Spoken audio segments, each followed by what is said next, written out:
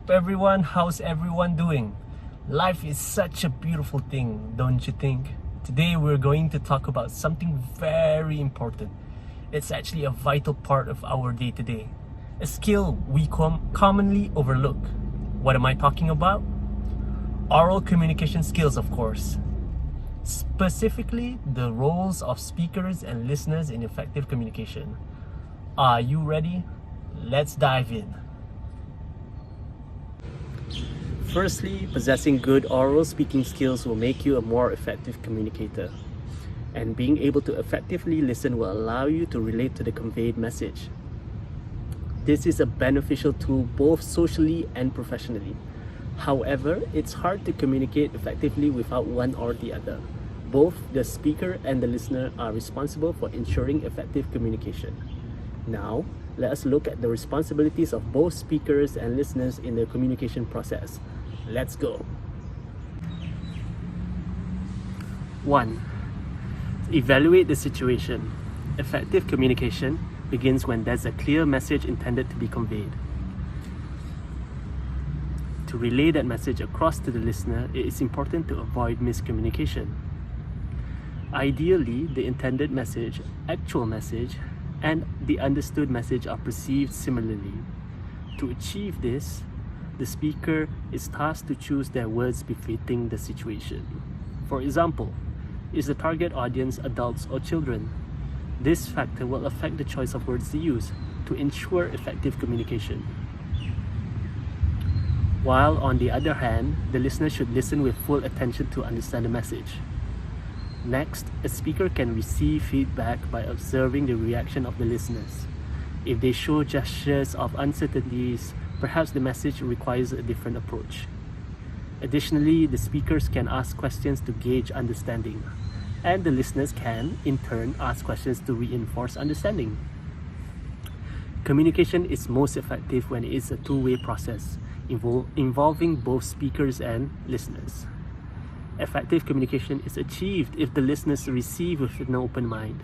An effective communicator is required to maintain a good public relation. This is to ensure goodwill among speakers and listeners.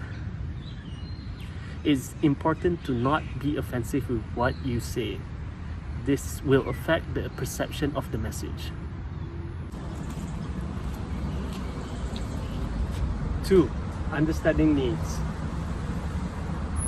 As an effective communicator, you will try to fulfill your own needs as well as the needs of the listeners. Abraham Maslow categorizes needs into 5 levels. First is physical needs.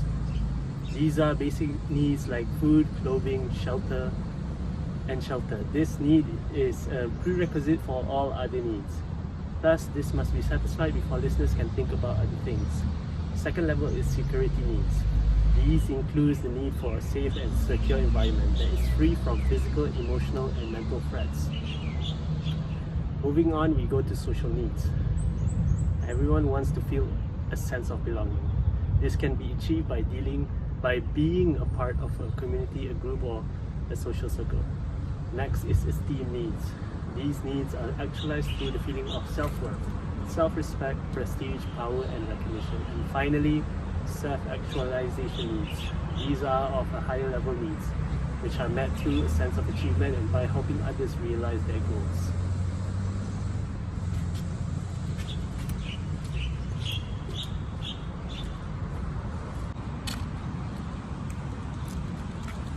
Three, use interpersonal skills. Interpersonal skills are useful when dealing with people as it helps to build goodwill. You can apply these techniques to develop interpersonal skills.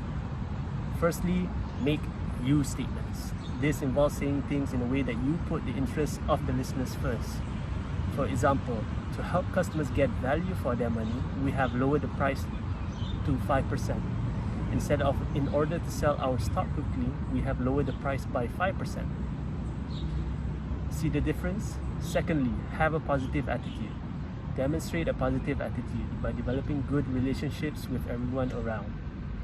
Optimism and enthusiasm will enhance your general perception. Next, be a good listener. By listening intently, taking notes, paraphrasing, and asking questions will demonstrate that you are an effective listener, and it motivates the speakers to continue. Furthermore, learn to keep things confidential. A good communicator realizes the importance of withholding confidential information and only allowing its privileges to the authorized people at the right moment. Finally, be considerate. By treating people well, courteously, honestly, and not to undermine the opinions of others, especially when dealing with difficult people, will help develop good interpersonal skills.